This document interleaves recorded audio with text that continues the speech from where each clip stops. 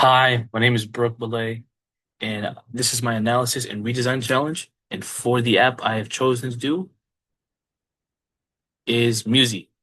Musi is a video app that plays from YouTube onto its current UI as you see here, with the favorites here, favorite videos here, your playlists are here, search is here, and you have the more settings, which allow you to augment the app to your liking.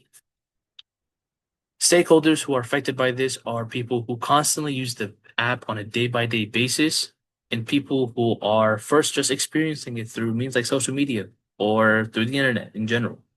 People who are indirect stakeholders or indirectly affected by the app are people who enjoy listening to music in general and people who don't like aggressive companies. And furthermore, for direct stakeholders, there's a sense of innovation because if fans don't feel like the app is innovating nor changing, basically make a new community on that app. And there are a lot of places for fans of music to congregate. For example, there's a place called the r/music underscore app, which is a Reddit subreddit within the app known as Reddit, and have a lot of users that talk about both the good and the bad on music. Um, Indirect stakeholders that are affected if music does not change are people who just don't like the design of it and hope to see it change. Um, as you see here on the settings, there's nothing crazy going on, and this is when you're watching a video or listening to music. There's only the crossfade, playback speed, and equalizer.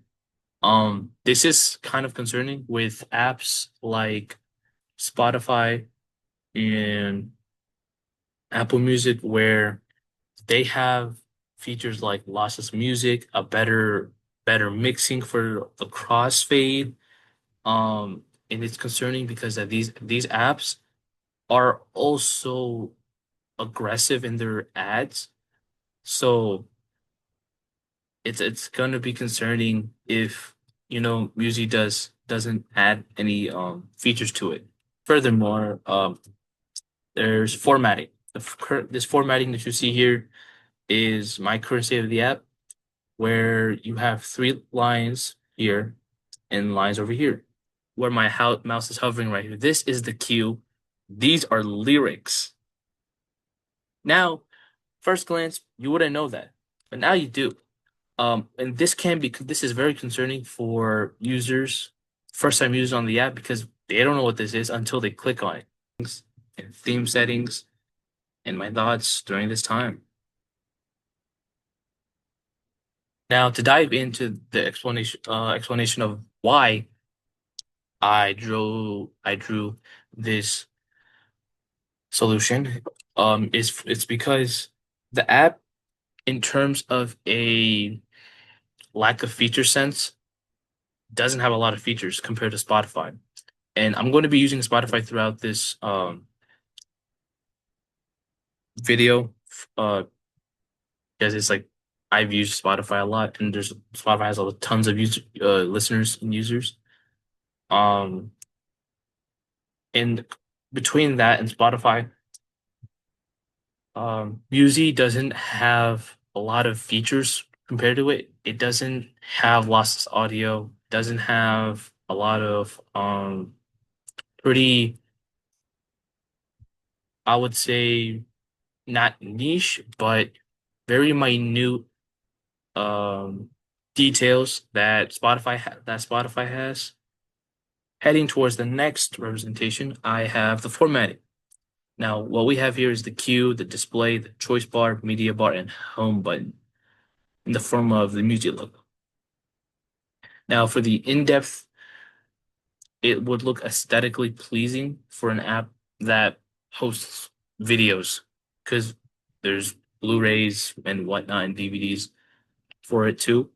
Then we have the display. The display kind of looks reminiscent of a YouTube video. And then you have the choice bar. Over here, we have the media bar. We have the shuffle audio. Then we have the loop with labeling too, which the first one lacked. Then you have the volume bar.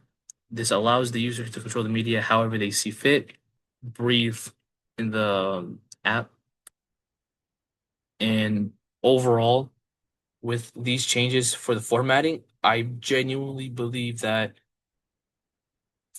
the video Musi would look better and much more consumable for beginners and already existing users for the app.